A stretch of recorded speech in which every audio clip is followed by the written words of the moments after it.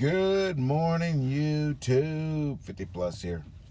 I know it's been a few since I've uh, updated you guys completely with a new video, and actually, this is the first day that I've gotten some time by myself that I can actually do this for you. Okay. Um, my mentor walked across the street. He's eating breakfast this morning, and I passed on breakfast this morning. I like breakfast, but uh, you know, that's a bunch of cholesterol stuff in the morning. So I gotta skip it at least, once or twice. So I'm gonna go into Love's and get some fruit for breakfast this morning. But anyways, I think I last updated you guys about the orientation portion, and that was the video prior to me interviewing my roommate, which I thought was pretty good. I enjoyed interviewing him. He had a different perspective. That's just a way another company does things a little different. Okay. So we orientation is going to be 3 days, and you guys are going to do like I said. You guys are going to go through the academy, and you're going to do it, the exact same way we talked about in the other videos. And when you leave the academy, they're going to have you straight when you go to the orientation. You're not going to be missing out on anything. Everything should be up to par. Okay, and if you do that, the process I found does work, and it is fairly smooth.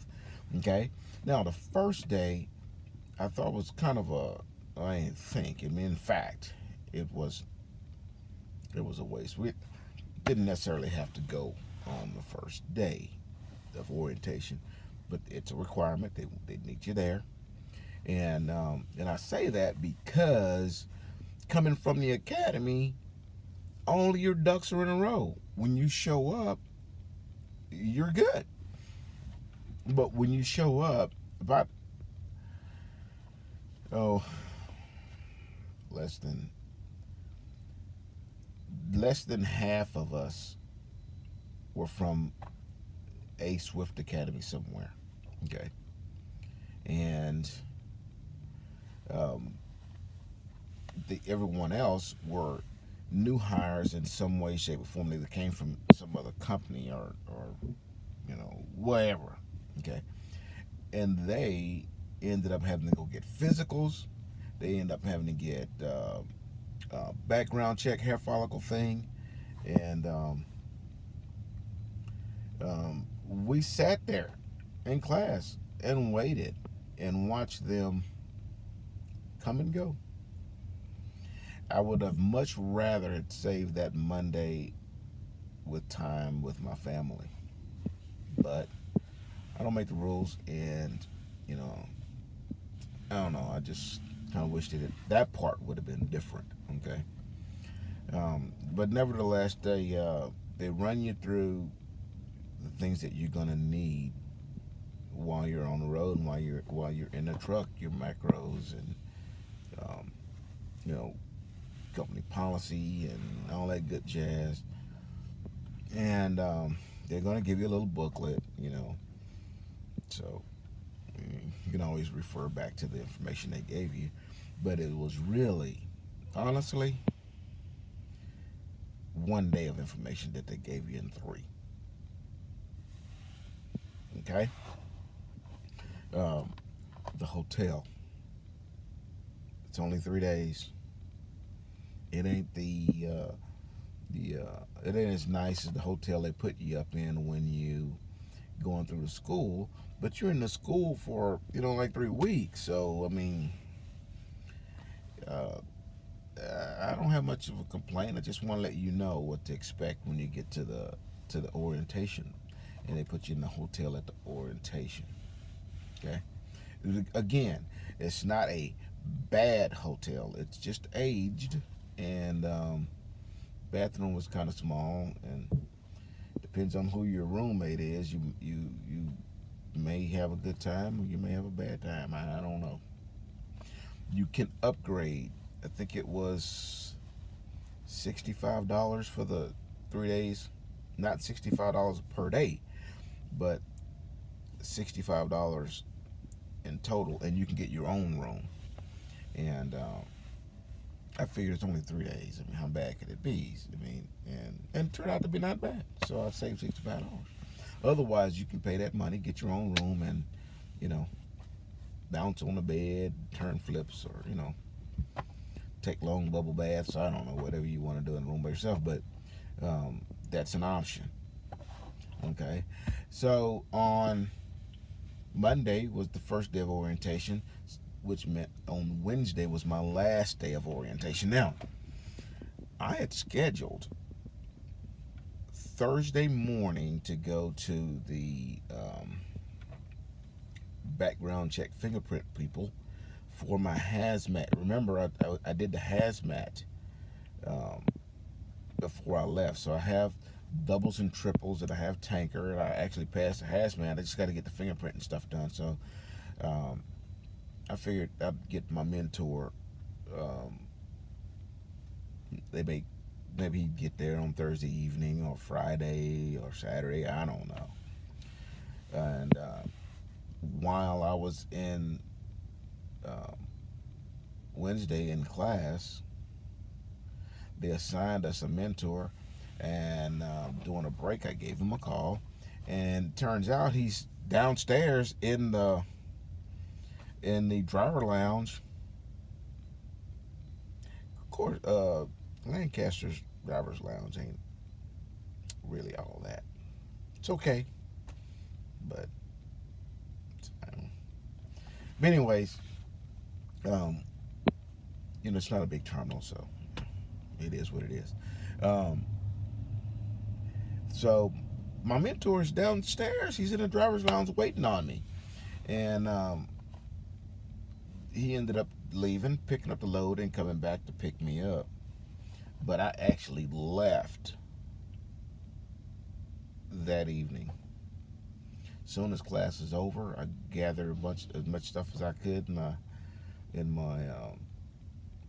my bags, and as I walked up to the truck, I noticed on the side of his truck it said Diamond Driver, and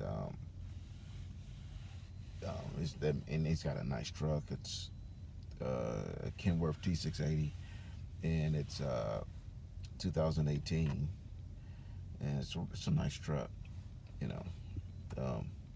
very comfortable, and runs and drives great. Okay, it's automatic, and I'm glad to have an automatic. I'm glad to train an automatic. It just takes a lot of pressure off, and it's just, I want an automatic when I get out of here. Okay, so everything's gonna work out. So we made the introductions and got on the road, and I'm happy to a sense that the guy who's my mentor, he's 67 years old, so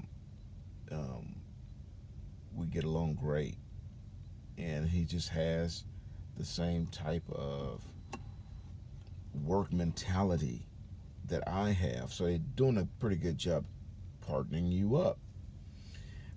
There's a guy that mentoring another guy that went through the academy with me, and the guy who went through the academy with me is old enough to be my son. So, matter of fact, he's younger than my youngest daughter.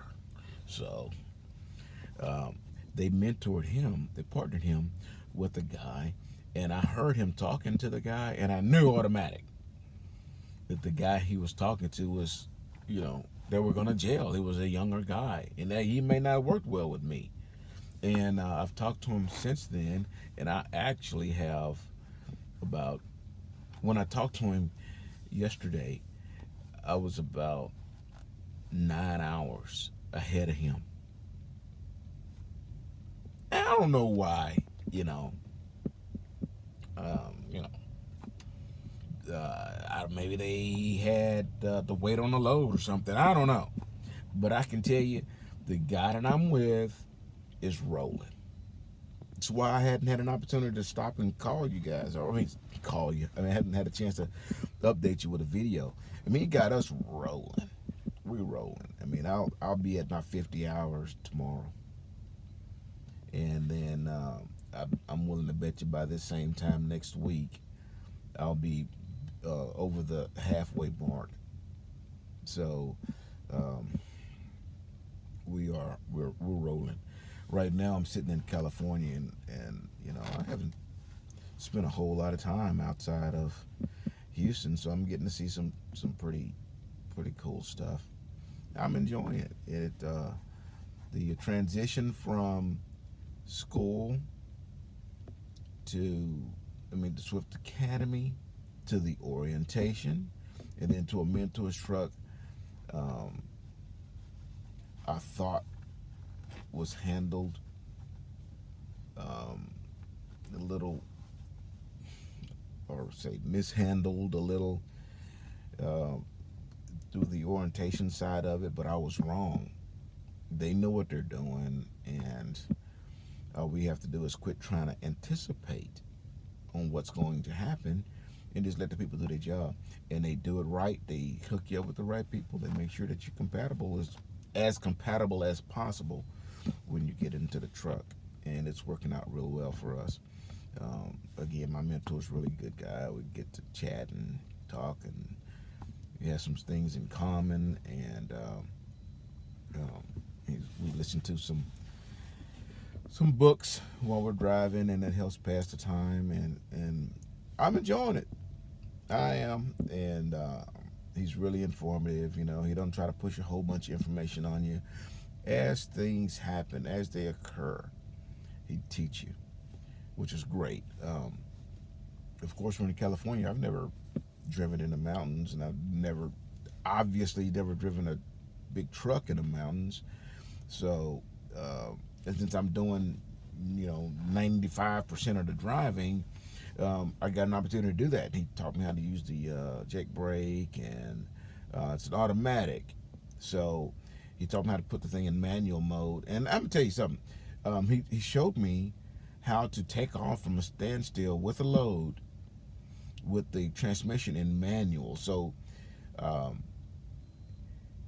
other than a little bit of delay in throttle response, you can shift that transmission with the manual up and down, almost like a manual transmission. Meaning you can control the gears. Of course, there's no clutch and all that kind of stuff for you to control, but you can control when it shifts, and it helps out. It helps out, and the transmission is a little herky jerky kind of. It hunts for the low gear. It wants to start in fourth gear. So if you have, I think we had 44,000 pounds on the first load, and man, the truck just it did that every time you took off from a stop. Okay, and it's because it wanted to start in fourth gear, and it jumped because it was the RPMs would jump up, and then it would say, "Oh shit," and then it come down and say, "I better start in 2," and it shifted 2, and then we take off. And so under heavy loads, you can put it in manual shift mode and get away from that. Okay, all right. So we're almost at 15. On my next opportunity, I'll answer your questions and update you some more. Okay, but the process is going really great right now. I'm at just about 35 hours of driving, so I'll be at my 50 real soon, and I'll try to update you guys after my 50. Then we're going to transition to team driving. Okay, So that would be the next significant thing. 15 seconds, guys. I appreciate you guys for subscribing. And as usual,